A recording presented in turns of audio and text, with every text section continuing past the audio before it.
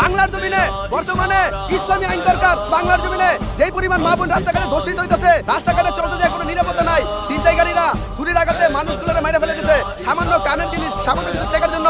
একমাত্র আল্লাহর কোরআনের আইন না থাকার কারণে এগুলো সাহস পেতেছে। যখন কোরআন আইন চালু হবে তখন কেউ এই কাজ করবে না।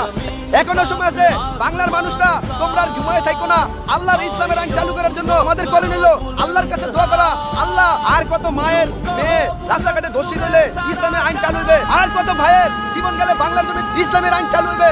আল্লাহর ঘর মসজিদে যাও শান্তি নাই, আল্লাহর ঘর মসজিদে যাও মানুষকে মাইরা ফেলায়। আর কতদিন পরে বাংলার জমিনে ইসলামী রাষ্ট্র চালু হবে? আর কতদিন পরে বাংলার জমিনে কালেমার পতাকা উঠবে? হে আমার মুসলিম ভাইরা, তোমরা জেগে উঠো। আল্লাহর দ্বীনের আইন, আল্লাহর কালেমার আইন সারা বাংলাদেশে জানি। আর কত মা বোন রাস্তাঘাটে ধর্ষিত হইলে আল্লাহর কোরআনের আইন চালু হবে। আর কত ভাই আল্লাহর ঘর মসজিদে জীবন দিলে ওই সংসদ ভবন কোরআন দিয়ে চলবে। যদি আল্লাহর কোরআনের আইন থাকতো, আর কোনো পুরুষ কোনো নারীকে ধর্ষিত করতে পারতো না। যদি ইসলামী আইন থাকতো, আল্লাহর ঘর মসজিদে ওই তিন ভাইরা মাইরা ফেলতে পারতো না।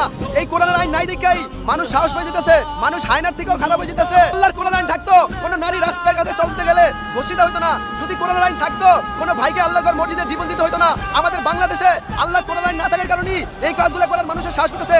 যখন বাংলার জমিনে লাল সবুজের পতাকার উপরে কালেমার পতাকা উঠবে, এই সংসদ যখন কোরআন আইন দিয়ে চলবে, এই বাংলার জমিনে আর কোনো নারী ধর্ষিত হইবে না। একমাত্র আল্লাহর কোরআন আইন না থাকার কারণে মানুষ এত সাহস পেতেছে।